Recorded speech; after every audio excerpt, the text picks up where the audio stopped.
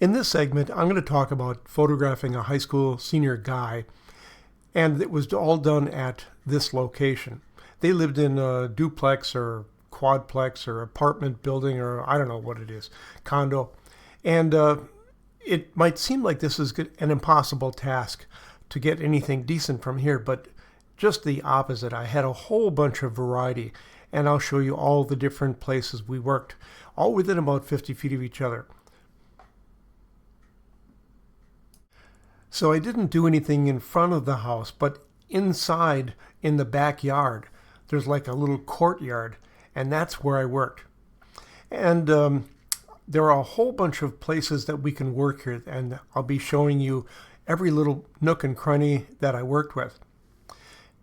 With each one, there's a little different lighting technique, and that's kind of the fun of this segment, that I'll show all the different aspects of lighting and posing and finish work.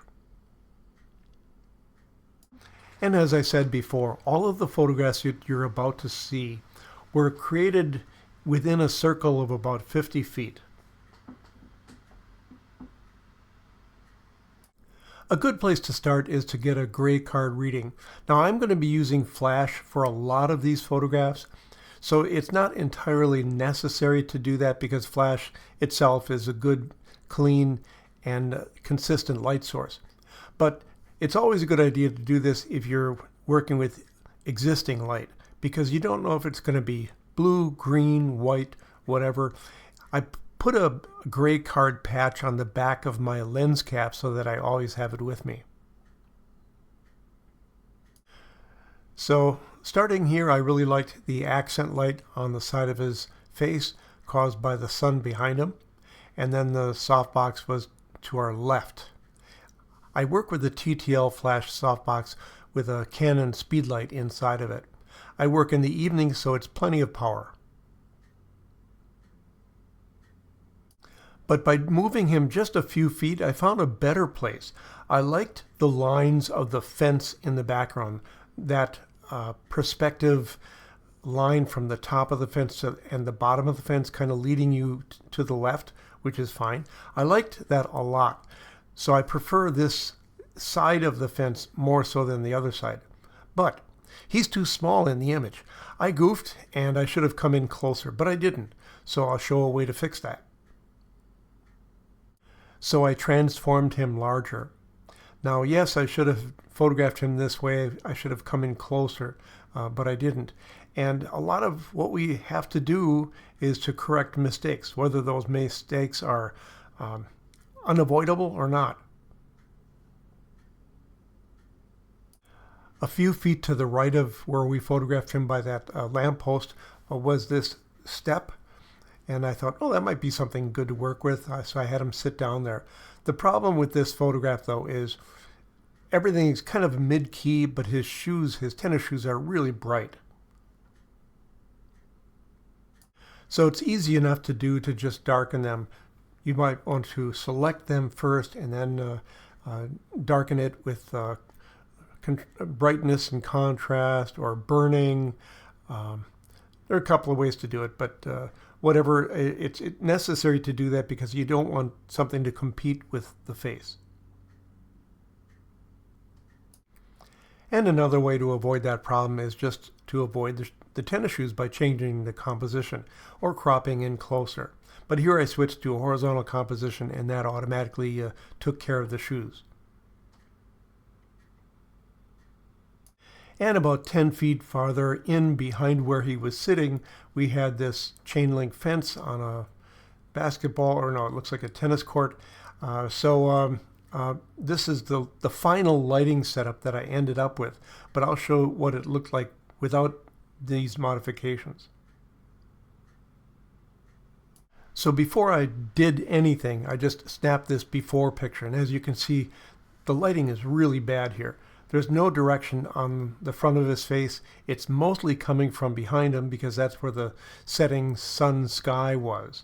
So we need to modify or control that light. So for this one, I put my gobo, I call it the El Gobo. I put the black side facing him, and blocking that light that was coming from the left or the west. So now we've got better light on him, but basically I just took care of the problem first. Now we're going to be adding light with my softbox. And that's what I did here. If I had just added flash, we would still have a problem because the light on his right, our left, behind him would have been just as bright as the flash that I used. So we want to create a situation where we control the light and forcing it to come from the direction that we want.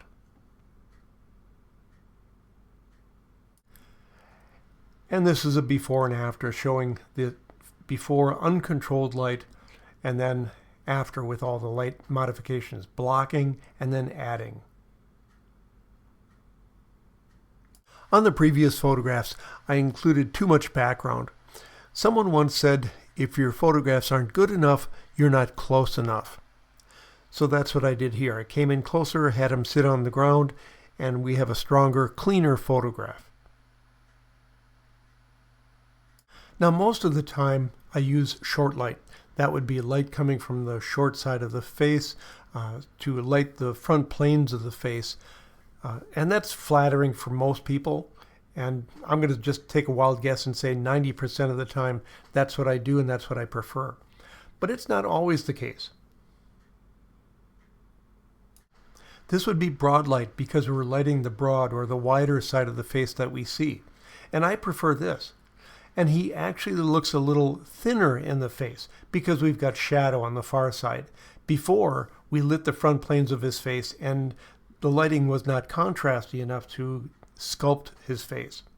In this case, it is, by using broad light. And just to our right, we're still going to use the fence, but in a different composition, more for kind of a yearbook photograph. And here he was posing with that fence. Now, this is an okay photograph, but I don't care for the color of the shirt. It doesn't seem to go well with the surroundings. There's really nothing red in the background to complement or coordinate with his shirt. But you can see that just to the left of that fence, we do have something red, that playground house swing set. And that matches his shirt very well. And there you go, just by moving him a little bit and re-aiming the camera, now we're using that swing set as the background and all the colors coordinate. Now the brick on their townhouse or apartment building, whatever that is, condo, is kind of a warm reddish color. So that would work out well with his checked plaid shirt. So we had that really strong sunlight to give us an interesting rim light. But now let's have him face the camera, and if we don't add some light, we're going to have a problem with his face being too dark and flat. So I'm going to be using a speed light on a light stand with a grid spot on it to just focus on his face. And here you see the result of that. There's one little bitty problem here though. When we have someone facing away from the sunlight, their ears will sometimes glow. And while they won't really notice or care too much, I think it's something that we should take care of. So I did that by selecting the ear and then just reduce the saturation of the red in the more transparent areas of the ear. So then for the next photograph, I actually lit the wall. I hit the wall with a little bit of light and had him turn the face toward the sunset. But of course, it's bright, so that's why I had him wear sunglasses. And I like the separation between the light on the wall and the darkness of the back of his head. Now, if we turn off that flash and just use the sunlight, we get a split light effect. And sometimes this can be effective, but I really don't like that on this one. So he didn't even see this one. So let's use that spotlight that we used before and light up the front of his face, or the shadow side of his face. Yeah, that's another one I don't like. So he didn't see this one either. When we're photographing someone, a lot of it is just trial and error, and a lot of error. So I took care of the sunlight by using a 50-50 a blocker. You could use a solid black, doesn't have to be translucent. But in this case, I'm using the black part of it just to block the sunlight on his face, so we don't have that split light problem. And here we go. I've got the spotlight on his face, and the sunlight now is skimming across that wall, which I really enjoyed. Now for this one, I flipped the thing upside down, flipped the 50-50, so now I'm using the translucent part. And again, this time you could just use a full translucent scrim. But I used the scrim on his face, but I let the raw sunlight strike the wall behind him. And you can see how the sun is skimming along those bricks. I had him turn his face toward the scrim and noticed that the scrim was lighting up the full front of his sunglasses, which I liked. Did I expect that? No, but we have to be open to happy accidents. But when I saw it, of course, I recognized it and we used it. This is an existing light photograph. There's really no direction of the light, and it's okay, it's a good exposure, but I don't care for the lighting. I don't think that it tells the story very well. Now for this one, I put the softbox in the short light position, but I also darkened the background by having the camera select a shorter shutter speed. Quite often the camera will do that by itself. I use a Canon system, and as soon as you turn on the flash, it actually shortens the shutter speed a little bit. And it does a good job of doing that. And I like this. This is a good balanced image. And if we want something more dramatic, it's just a matter of shortening the shutter speed even further. Then about 20 feet to the west of that wall, we had this birch tree, and I had him go in his room and change into something that would go with that. Now this is fine, it's really good, but I think we can make it better, and I'll show how. I changed the color of his shirt toward more of a green. Now, you might think, well, do the clients like that when I'm changing the color of their outfits? Unless it's a prom dress or something really important that the color is critical, no, they don't care. They like that the photograph looks better this way. Okay, next, again about 20 feet, going back to the courtyard area by their door, their rear door, they had some white columns. So I'm going to use that. So I had them just wear a white t-shirt. And while this is okay, it's a high key image or a light and airy, whatever you want to call it, with no real strong dark tones. It just seems kind of weak. So we went to his closet to find something a little bit better. I found this shirt, and it went well with the peach color or the salmon color sunlight or whatever that is in the background. I do that a lot. I go to their closet and we pick out the clothing that goes with whatever we're doing at the time.